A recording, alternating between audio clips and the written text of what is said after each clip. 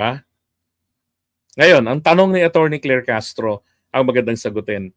Sabi niya, ito ngayon ang tanong, sino ang tunay na nasa likod ng pagsasampa ng kaso laban sa akin? Sa tingin niyo po kaya, sino po kaya? Sa tingin niyo? Diba? With the presence of Topacio, na na mainit kay Attorney Claire Castro, palagay ko alam niyo ng sagot doon, 'di ba? Sabi ko nga sa inyo, nabutasan si Attorney Claire Castro doon sa pag-quote niya kay Boying Rimulya. Tsaka yung sa bilyonaryo, minsan hindi rin reliable si bilyonaryo eh. 'Di ba? May mga ano rin yan, may mga sablay din yan eh. Si bilyonaryo eh.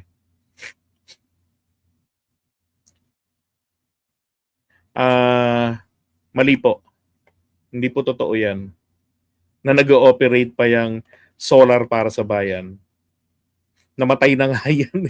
Pinatay nga yan. Automatic pinatayan ng 2022 nung bagong batas.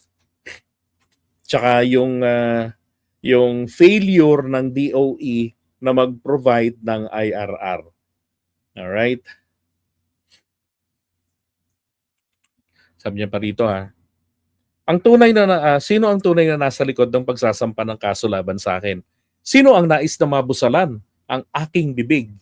Sino ba ang madalas na tinatamaan ng bibig ng mga pananalita ni Attorney Claire?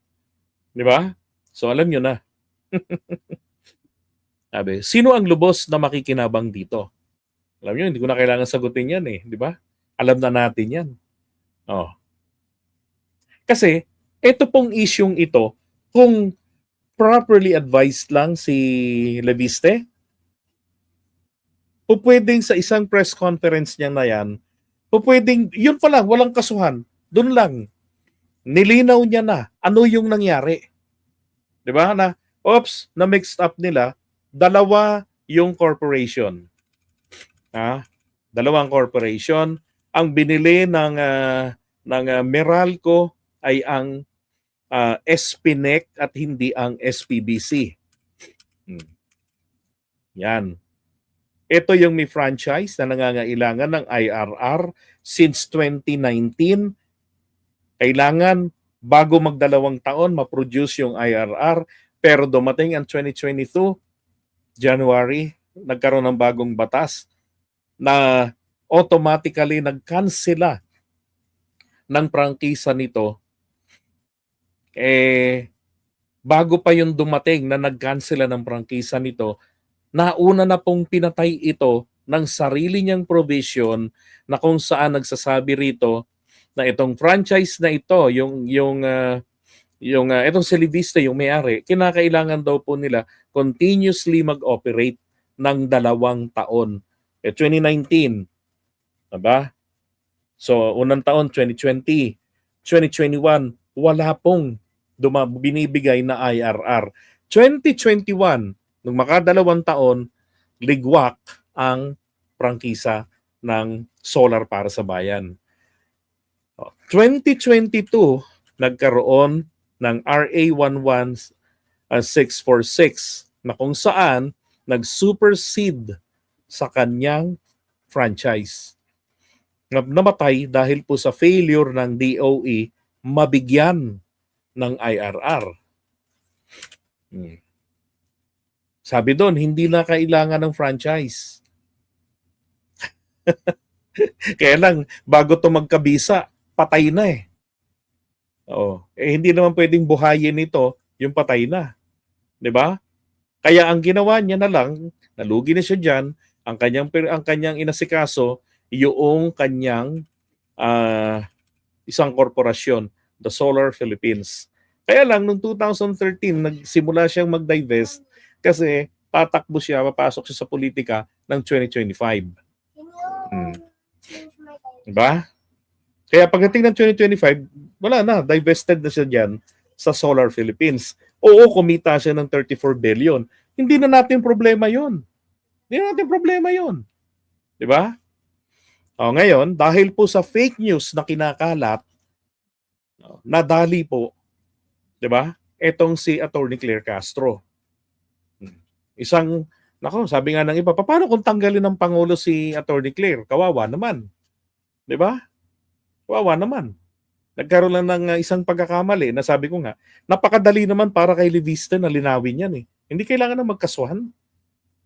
And besides, hindi ako naniniwalang seryoso siya sa kaso na yan. Kasi kung seryoso siya, protektahan ang kanyang reputasyon, dadamay niya si Boying. Sasampahan niya ng impeachment case si Boying para mapanagot. Oh. 'Di ba? Kasi 7 years ang termino ni Boying Rimulya. Ang prescription ng libel, 1 year.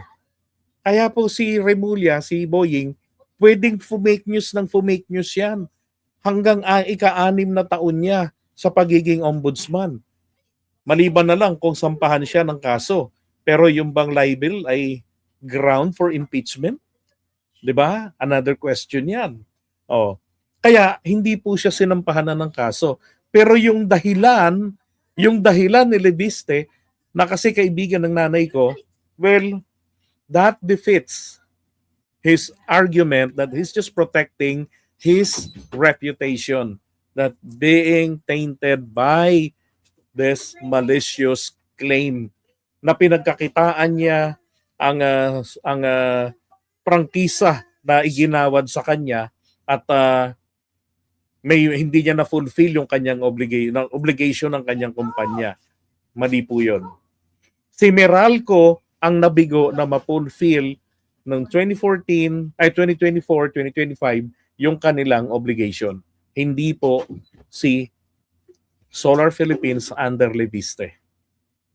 Pagkos Solar Philippines under na ng Meralco. Okay?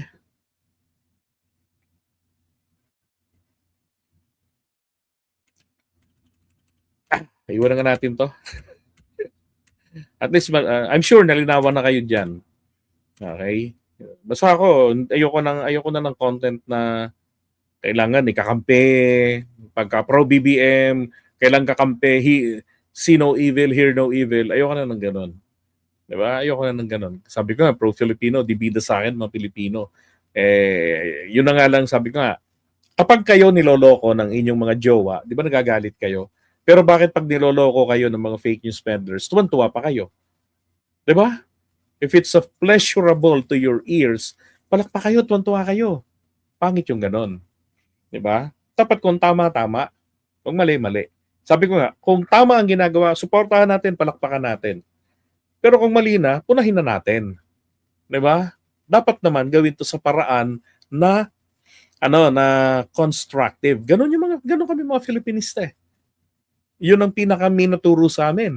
Constructive criticism and constructive militancy. Oh. Okay? At sinabi naman ni Attorney Claire, halimbawang ginamit ng Meralco si Leviste, kawawa naman. Kaya sa tingin ko, nag-rely lang talaga si Attorney sa salita ni Boying. Yun nga. Di ba yun nga yung sinasabi ko eh. Nag-react lang siya. Hindi siya pwedeng kasuhan doon. Alam mo, isang bagay lang rin ito. Pwedeng kausapin na nga lang ni Boying yan si Loren para rito sa kanyang anak. Di ba? Na tigil yun na yan. Huwag yun ang kasuhan. Oh. Total, na ipaliwanag na rin naman na niya yung kanyang sarili. Di ba? Because in the first place, may obligation itong si Leviste na ipaliwanag na, hey, it seems there's already confusion. Let me explain. There are two entities, two corporations that I established, SPBC and SPNEC. Oh. Di ba dapat maaga pa niyang pinaliwanag yun eh?